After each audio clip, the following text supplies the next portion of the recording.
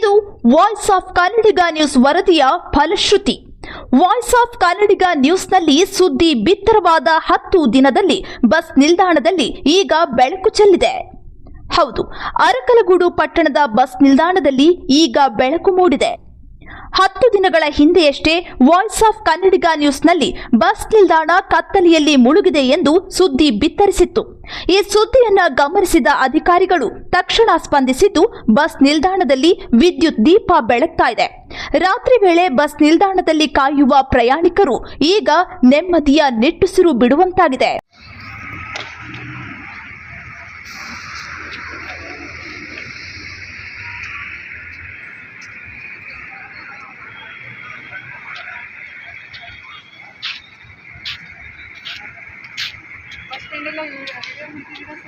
ಹಾಂ madam, lighting ಹಾಕ್ಸಿದ್ದೀವಿ. ಅದಕ್ಕೆ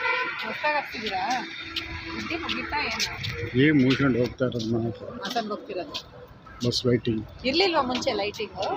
ನೀವು ಸೈಡ್ ಇದ್ದಿಲ್ಲ.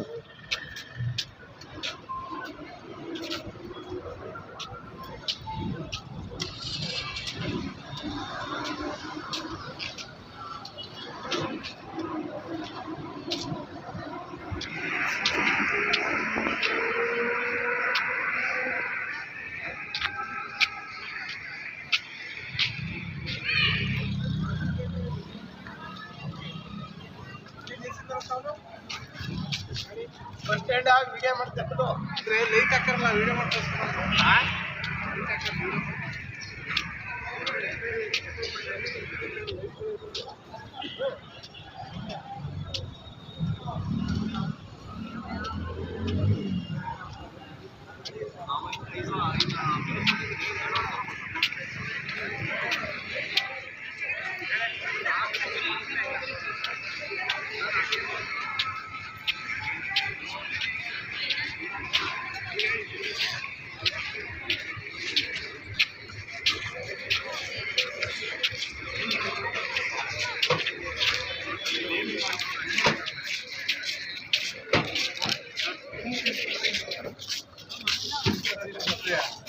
ನಮಸ್ಕಾರ ಸರ್.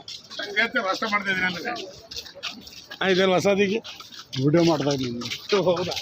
ಎಷ್ಟೊತ್ತಿಗೆ ಬಂದೆ ಅಂತಂದು ಗಾಡಿ ಸ್ಟಾಪ್ ಎಲ್ಲ ನಿಲ್ಕೊಂಡ್ರಲ್ಲ ಹಾಂ. Voice of Kannadiga news, Hassan ಜಿಲ್ಲೆ, ಅರಕಲಗೂಡು.